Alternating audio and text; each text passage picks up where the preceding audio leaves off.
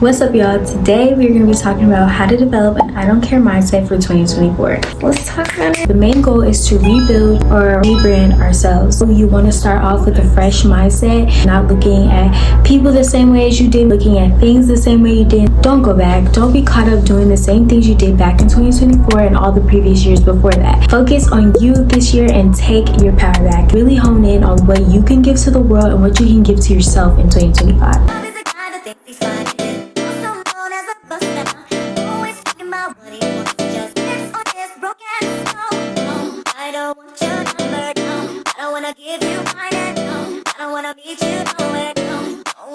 Rebuilding means build something again after it's been damaged or destroyed. To rebrand something means to change the corporate image of something. First of all, let's stop carrying unnecessary weight from the previous years. Just imagine yourself trying to build a house, right? You're trying to build a house out of new materials, new bricks, new metal, and you're still carrying a bag of bricks from old previous houses, like old crusty bricks that you're carrying on your back, and you're trying to build your new house. It's unnecessary. You won't be able to build it with full strength because you're still carrying old weight. Drop it. Drop people, drop things that are holding you back and that you had to deal with in the previous years. Don't feel like you're obligated to deal with those same people now. Bye. As we let go of those people and drop those old bricks, let's bring in some new people. Be okay with meeting new people and starting new conversations. Do something in your 2025 that's going to separate this year from other years before that. Hone on your skill that you never thought you could do. Try some new stuff. Get engaged more at your school. With developing an I don't care mindset, you want to make sure that you're watching out for energies. People wake up with new energies every single day. The main thing that you want to do is focus on your energy, and that's it. So because people wake up on so many different types of energy every single day, you got to make sure you wake up and you know what your energy is going to be that day. So if you're going to be happy and fun, be that. Be everything that you want to be that day. If the next day you wake up, you're not really trying to talk to nobody, you're trying to be like kind of by yourself, then be that. But don't let other people and their moods change yours. If people are coming on with their negativity and you're in a positive mood, it's okay to be like, I wasn't really I'm not messing with you today. I'm gonna do my own thing. Because wake up and be determined by you. Don't let other people waver your mood and change your own mood. So that's part of having an I don't care mindset, is just being so focused on what you have going on in your mood and your overall stability in yourself that you're not worried about anybody else. Okay, so a big thing in developing an I don't care mindset is basically understanding that your mental strength has a lot to do with developing an I don't care mindset. So understanding what your power is, understanding how not to give your power to other people, controlling your emotions, not shying away from change, being okay with changes. It's all about recognizing that there's some things in life that you just can't control and you have to be okay with that. My biggest thing regarding that is stop worrying about pleasing other people. Pleasing people, being a people pleaser is not cute at all. It's not cute, it's not cool, it's none of those things. Taking back your power. First of all, when you give away your power, you're basically telling that person that they can control your thoughts, your emotions, and your behavior. If someone's coming to you with negativity and you respond with more negativity, you respond to their text, you get on their case, or you post something online, you yell at them, you start a fight, and that is giving away your power. Basically, you're showing that person they can get a rise out of you so much that they can control how you respond to them. The best thing you can do in situations like that is don't say anything at all. That doesn't mean let people do whatever they want to you, but it still means to maintain your composure, maintain your self-control, and in order to maintain your power, don't give them the time of your day. So I've learned that your whole self-worth can be dependent on what other people think about you. That's the part that kind of messes with the I don't care mindset, is just worrying so much about what people think of you, just being so concerned with their opinions and stuff like that. Realize that the only opinion that really matters is yours. What we're prone to do is think, oh, what if this person gets mad at me? What if this person says something about me? What if this person does this, that? Making a decision, protecting my boundary, protecting my space. What if I get backlash for that? When you have a strong enough self-worth and you realize how much you value yourself, and you understand that this decision that you make is going to be the best decision for you, then you're going to learn that you're going to be okay with dealing with the repercussions. You're going to be able to deal with the backlash. You're going to be able to deal with whatever comes with making the best decision for yourself, choosing what you want to do. With your power, you have a choice. Anything you do, good or bad, you're still going to have a choice. If my mom calls me right now, right, and she says, Olivia, come downstairs. choice.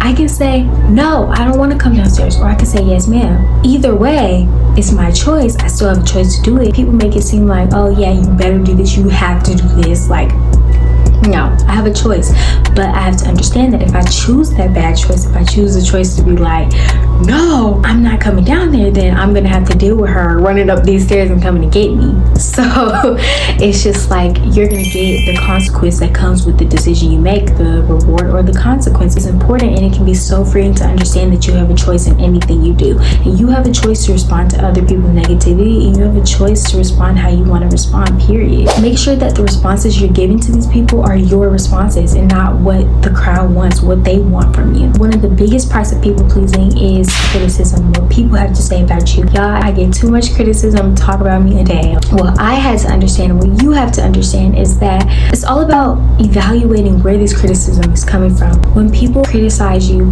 they're reflecting themselves. Their comment to you can be a reflection of their low self-esteem. It could be a reflection of their jealousy. It could be a reflection of so many different things. Evaluate where your criticism is coming from, and evaluate if it's something that's true or if it's just not true. Evaluate fact from opinion. If you're thinking about a person who is spending their time at school and they're always talking about other people, they're always laughing, kikiing about other people, and always have something to say about somebody else, then they likely have low self-esteem issues, and they use putting down others to make themselves feel better or to give themselves value or confidence, which is not really confidence at all, because if you have to put down others to be confident, you're more insecure than you think. When you're evaluating a piece of criticism, think about what evidence there is that this comment may be true about me. I'm going to give an example, okay? So if someone says I'm weird, right? What I'm going to do is I'm going to look up what the word weird means, like the actual definition of what the word weird means. We know that criticism is a reflection of the critic. I looked up the word weird, and basically the two main vocabulary words that came out of that was alienation and uncanny, right? So alienation meaning the state of being isolated from a group or activity one should be involved in. And then the definition of uncanny was strange or mysterious in an unsettling way. So from there, I looked up what unsettling means. It means causing anxiety or uneasiness, disturbing. And I looked up uneasiness, came up with discomfort. Uneasiness is discomfort. So then I looked up discomfort, and I understood that it was slight pain, unease, worry, or embarrassment. So that's the definition of those words, but that's what I got from the one root word weird. Did my research on what the word actually means so I could try to find the validity in the statement, if there's any place in me that's actually proving this statement to be true. And guess what I found? It was true. I am weird. Like, who cares? Who cares? Who actually cares? First of all, take a pause. Nobody's thinking about you as much as you think they're thinking about you. If you think they're looking at this person's post, they're really not. They'll glaze over it and then keep it moving. Like, it's really not that deep. Nothing is really that serious. Life is not really that serious. If I fall and trip on the sidewalk, I fell, haha, get up, laugh, and keep it moving. Like, nobody's gonna remember that. And even if you get recorded and posted, haha, laugh it off. Like, everything's not that deep. I'm going on a tangent, reel it back in. We're deciphering the validity of a statement that was made about me in this sense. So the main two stems from it are alienation and uncanny. I like the definitions that they both provide. First of all, I had to decipher myself. Is something that I actually like being called or agree with? First of all, this person was trying to get a rise out of me or was trying to make it negative about me, but the point of the matter I'm making is I really shouldn't be involved in the group that you're saying I should be involved in. If I need to be involved in your classification, then I'm automatically going to be weird because your classification is illegitimate. It's not a good classification to be involved in if it has anything to do with you, first of all. So if you need to call me weird because I'm not involved in what you got going on or what you think should be going on, then call me weird. I don't care. What you need to do is, if someone calls you criticism, first of all, evaluate yourself, certain things in your character that are saying, okay, maybe this statement is true, and then see if you actually like the statement, because you may like it. But I also had to realize in that statement is, for this person to be saying something about me, they're giving me power. They're showing me that whatever I did to them got to them so much that they had to put something out there. They had to say something about me. I'm in their thoughts. They're showing me that I have control over their thoughts, their feelings, and their behavior, so much so that they can say something or post something about me. Think about that. Think about how this person is giving you power. It'll help you recognize that, okay, I don't have to care about what this person says, because at the end of the day, they're saying something about me, but they're giving me power. I can keep moving forward with my life. Secondly, while we're talking about power, girl, anybody who's watching my channel, you do not have to be stuck on somebody else's timeline, okay? If they can't seem to move forward, you said your dues, you apologize about something, you recognize the error in your ways, and you came forth and apologized, or you move forward from it, and they're still stuck in the past, they still have stuff to say about you, and they're going around passing your name around the entire school, that's okay. You don't have to be stuck on their timeline. You can move forward. You don't have to be stuck in the past with anybody else. You just keep moving forward and just know that none of this stuff is gonna matter later, and it's just not that big a deal, period. What I had to learn is there's a whole world out there that doesn't care about them or me. So it's just not that deep. It's little high school drama. Like, what do I look like arguing with you over something dumb? Okay, so that was the main thing with power. Stop giving away your power. Don't show people that they get a rise out of you. Control. I have been the biggest control freak ever. I have more of an internal locus of control because I grew up in a family where hard work is encouraged, and so it makes me think, okay, if I put in this work, I can be successful. If I put in this, I can get the rewards that come with that. I'm thinking I can control every little situation. Lose the need to control everything in your life. Uncertainty is reality. If you make a mistake and people are like, oh yeah, I'm disappointing you, or they're saying something like that, don't try to do everything you can do to try to fix it with those people just to make sure you have peace. I'm anti-confrontation. I don't want to have any beef with nobody, but I have to let that go. Just because somebody mad or upset doesn't mean I necessarily did something wrong. Just because you're mad don't mean I did something to you. Don't be so wrapped up in making sure that nobody's ever mad at you and everything is okay, to where you just keep losing yourself. You're just giving and giving and giving. You're trying to patch up this, patch up that with your own will. It's never going to be patched up, baby. Let it be what it is. Everything in life is not going to fit into our guidelines of what you think they should be. Everyone in life is not going to look at you and be like, oh, she's the nicest person ever.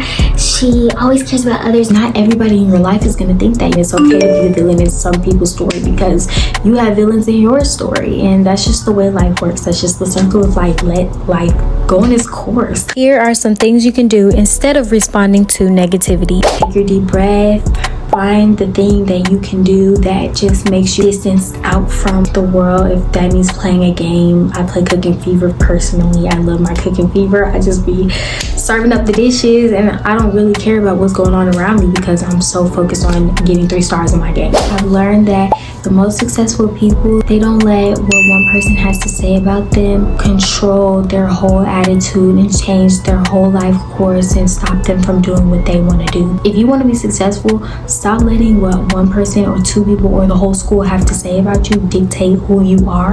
Figure out who you are on your own. Now let's talk about you. Focus on your future, focus on your goals, your career, your hobby. That's where I'm putting my focus right now. I don't have to put it on the people at school because these people are only temporary, baby. You're gonna forget about them and they won't even exist in your brain anymore, for real. The games are over after high school, so just thug it out till you get there. Really better yourself.